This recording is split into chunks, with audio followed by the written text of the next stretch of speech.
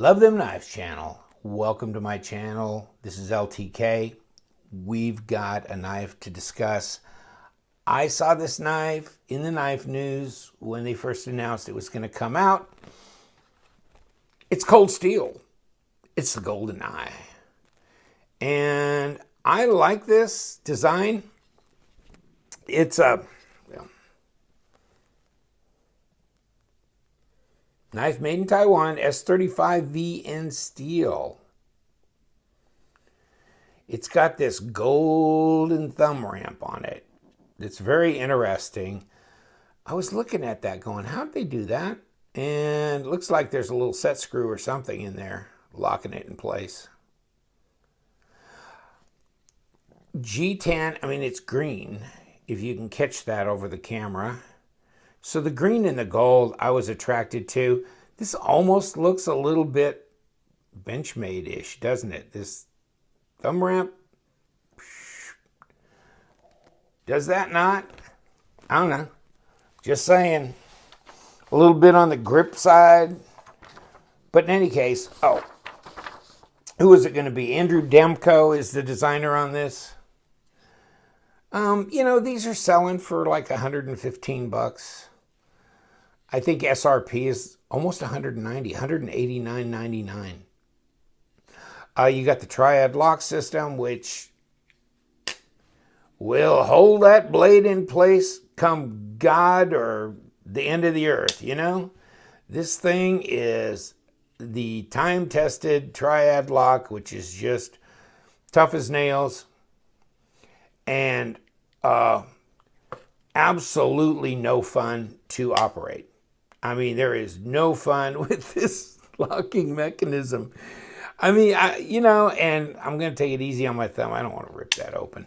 But, it pulls open, and I hope that with time, this gets looser and easier, because I swear to God, okay, so here's the lock mechanism, and now you've released the blade, right? Now look at my thumb. I mean, that is an impression. And, here's the deal. Really? I mean, really? I was talking to one of our viewers the other day on the phone, and he goes, and I told him I got the Golden Eye. He says, what do you think about it? And I said, it's a great design, Andrew Demko. I like the look of it. Well, I like the grip too, and it kind of looks a little bit like that. I like the green and the gold. And the pocket clip sets it off. You can go right hand, left hand, tip up. It's S35VN steel. I mean, what do you not like about this knife? He goes, yeah, it's got the triad lock. He was baiting me. And I said, well, and he goes, that sumbitch is hard to release, isn't it? It is just absolutely a pain in the butt. And I go, yeah. But I mean, you could hit the back spine with a Volkswagen and it won't give. But oh my goodness, it's not a fidget knife. It's not a fun knife. It's a working knife, and it's got, I'll do this. It's a one-hander like this. And if you want to go one-handed, yeah, you can do this. I mean, you can do it one-handed. It ain't a lot of fun. It's not like an arc lock knife.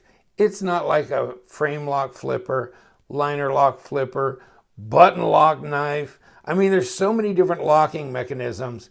And I know cold steel's like kind of put their name, their brand, their soul, and all their energy into the triad. And, it's a good lock. I'm not knocking it. It's just, and I understand that most of their knives, and I've had the Holdout 1, the Holdout 3. I've had a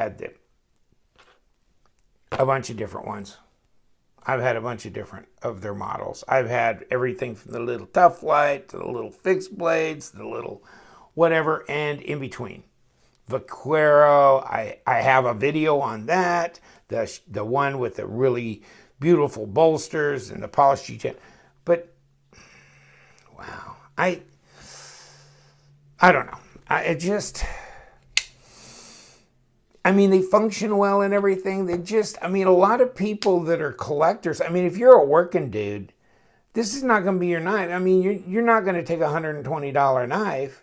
I mean, SRP $189, $190 to go beat around with, even though this would take it. I mean, these knives are tough.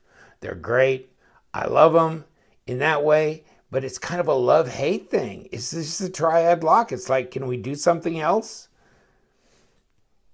Can we do something else? I mean, Real Steel is, which you don't compare with this, but Real Steel, I mean, is a great brand, but I mean, they're Chinese, whatever, and they're okay. They have button lock, they have frame lock, they have liner lock. Stedman, same thing, liner lock, frame lock. But I mean, this is it. This is it. I don't know. I mean, I don't know. I'm trying to think about how I feel about this. I mean, after a while, they loosen up and they're a lot more, malleable. But how much does it weigh? I'm going to quit bitching about it and just go on. I want this to be, because I really like the design. I like everything about the knife. It's just the triad just kind of finally wears me out. It just becomes... It's one of those things, I got it sitting on the coffee table next to my chair while I watch TV, but I'm not going to fool with it. I'm not going to flip it. I'll take this knife and have a good time. I can do one end, whatever. I can have fun fidgeting, because not every knife is just like, I'm going to deploy it only when I need to cut something.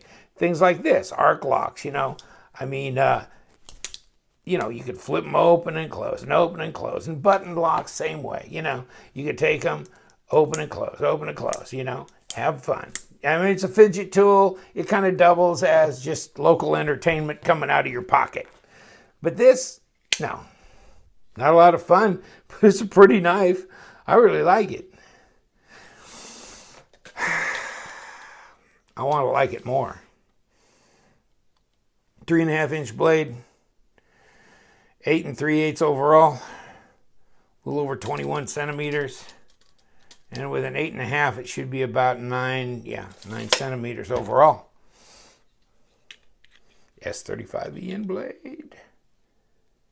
And 3.2 millimeters.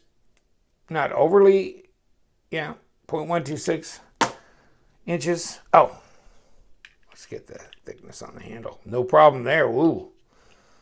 Well, it's definitely slim carry, isn't it? Wow. 10 millimeters. Right at 0.4 of an inch. That's really, really a very thin handle. So you put this in your pocket, it's going to be very thin, easy, discreet carry that way. Pocket clips, definitely not overwhelming the design, but I mean, I like the look of it. And you can go right and left hand. I mean, at least Cold Steel cares about things like ambidextrous carry, things like that. Having a lock that's not going to fail. I get that. It's just, I think they forgot about the fidget tool function. I mean, and people do that. I do that. I mean, probably about everybody in my audience does that. Here's your model number, GoldenEye. This is the spear point. I think when oh hell. Good old Blade HQ, hey. This is not the spear point. This is the Tonto. But $115. And there's your pause and read if you want to go by that. Sometimes I really have to double check stats. Sometimes the stats just don't line up, but in most cases they do. Made in Taiwan, lockback. Andrew Demko, triad locking system. Collectible. I think, this is kind of one of those crossover knives that maybe, yeah, it's collectible in that way, but this is just one I don't think you can resist carrying because it's rough, it's grainy, it's got a lot of grip to the G10. It's a no-nonsense design, no fancy pivots. Hardware is very just functional. And, it's rough and tough. It's something you don't scratch up. It's not some fancy anodized titanium finish that could scrape up with just coming in contact with the keys in your pocket. This is rugged. This can take some crap, and it'll come back up and it'll look fine because you won't mark this G10 up so bad. So it's great. I mean, it's, and it's fairly light and it's low profile in your pocket as far as thin here. It doesn't take up a lot of real estate. So all those things are wonderful. It's just a triad lock. For me,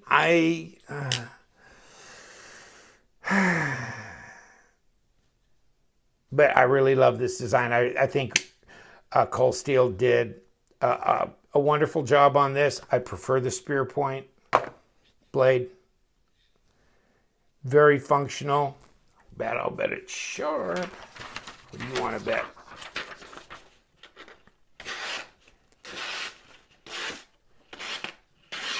I'm just cutting little strips. It's very sharp blade. I really like it. S35VN. It's cool because a lot of their stuff, if you get their preferred steel, it's CTS XHP, but not on this one. It's a departure in that way. Yeah. I mean, I don't know. Tell me what you think. I mean, it looks pretty, doesn't it? And if you're a triad lock fan, then you are. I mean, and then you're that market and you're a Cold Steel buyer. And there's a lot of people that just can't get Cold Steel out of their blood. They love it. They love everything they do. And they like the monster big knives. And I get that. And I've had a couple of those. And after a while I go, I'll never carry this knife. Why do I own this knife? But yes. I mean, they are badass. They are tough. They're functional. And I'm saying all those things wishing maybe they'd get a little fanciful and maybe more do something to take a bow to the rest of the knife collecting fidget community that loves their knives but wants to have something to kind of mess with and not, I don't know. Whatever. My thumb will heal one of these days. Good knife. Yeah, this is a keeper. It's a keeper. I mean, in my world, and I don't think I have a Cold Steel in my collection now. Well, I got a holdout model, but that's it. And I got a little tough, but keychain thing, but this would be like the most significant Cold Steel. I had the polished one, but no. I traded that off for something that wouldn't scratch up so bad. It was those bolsters on the fancy ones that they do with the polished G10 and then the really beautiful polished bolsters. I mean, you breathe on those bolsters, they scratch up. I go, I can't do this. I can't do it. So, no, this is one that you can mess with and you don't have to worry about it being a problem. So, I mean, it's rough and tough, but it's good looking at the same time. Thanks, guys. Appreciate it. Light, easy, good quality. There you go. And I like the color scheme. I love the design. And I love them knives. Yes, we do. Take care, guys.